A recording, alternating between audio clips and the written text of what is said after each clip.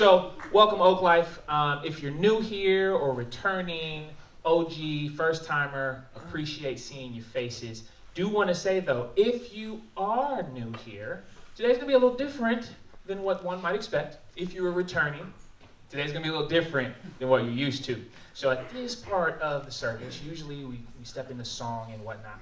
But today is day 2 of our series, Joyful Noise, in which we explore different ways to make a joyful noise through different styles of music. And today is a special day to me. Today we're focusing on, what are we focused on today?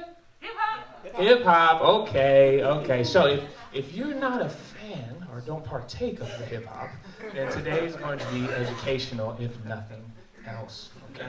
So one element of hip-hop, and we're going to talk about this later, but the element in which we choose to open up today's service is with the spoken word as an element of hip-hop. So we're going to get into a little bit of poetry, a little bit of song, a little bit of some fun stuff. So all that I ask is that you enter with an open heart and an open mind. Can I get an amen? Amen. Amen. And can I get a warm welcome for our first artist, Kimani? Come on up, brother.